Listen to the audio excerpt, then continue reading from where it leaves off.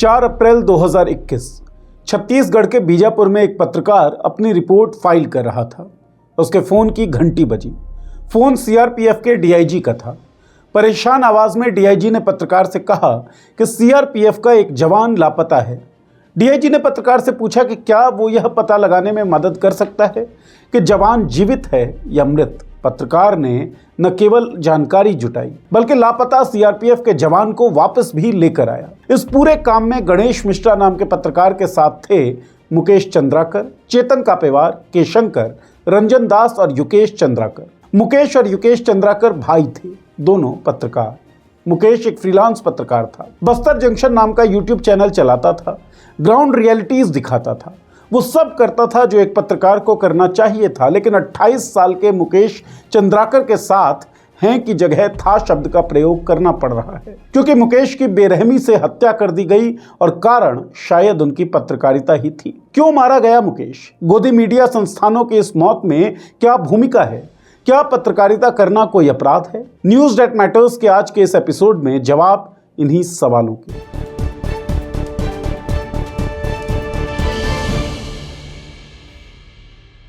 नमस्कार, मैं हूं नीरज और आप देख रहे हैं मॉलिटिक्स। पिछले एक दशक से मेन स्ट्रीम मीडिया संस्थानों में पत्रकारिता के खात्मे की हकीकत हम सब देख रहे हैं। सवाल खत्म होते रहे, रिपोर्टिंग तिल तिल कर मरती रही, चैनल सरकार की पीआर एजेंसी की तरह बर्ताव करने लगे और संपादक पीआर एजेंट्स की तरह। आपके साथ मैं हूं अंजना। जन पक्षधरता गायब होती चली गई। इन सब के बिना कुछ भी हो सकता था, पत्रकारिता नहीं। सो जिन्हें पत्रकारिता करनी थी, सवाल पूछने थे, हकीकत खोजनी थी, उनमें से अधिकांश ने वैकल्पिक मीडिया का सहारा लिया।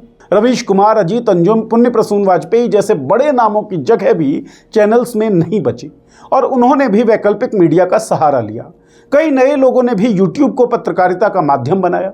मुकेश भी उन्हीं में से एक था।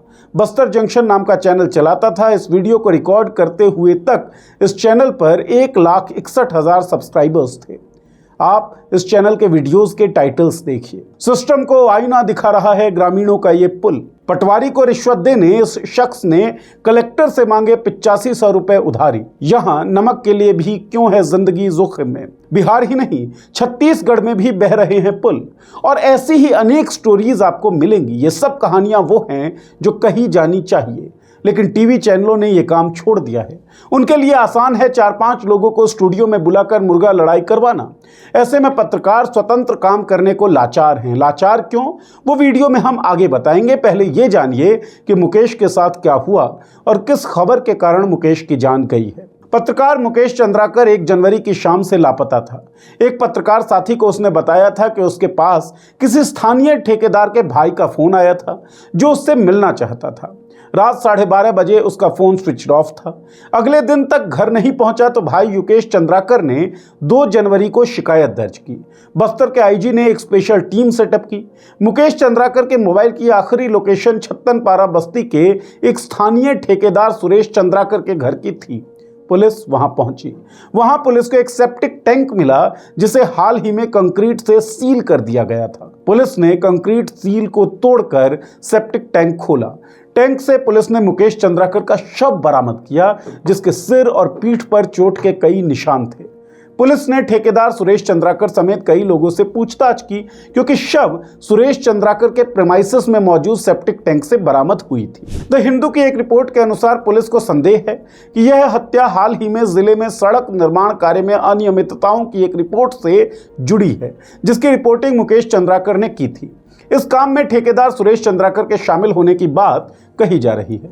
TV9hindi.com पर अमित मिश्रा ने लिखा है कि मुकेश को एक ठेकेदार ने केवल इसलिए मरवा दिया क्योंकि उन्होंने ठेकेदारों की बनाई सड़क पर रिपोर्ट छाप दी थी। कहा जा रहा है कि इस सड़क की लागत 50 करोड़ थी, जिसे रीटेंडर के जरिए 100 करोड़ रुपए से भी अधिक का बना दिया गया था। एक टीवी चैनल के लिए उन्होंने इस रिपोर्ट को तैयार किया और रिपोर्ट दिखाए जाने के बाद ठेकेदार को भारी नुकसान उठाना पड़ा और ठेकेदार ने अपने नुकसान की भरपाई की मुकेश की जान लेकर। अमित मिश्रा ने लिखा है ये tv9hindi.com पर।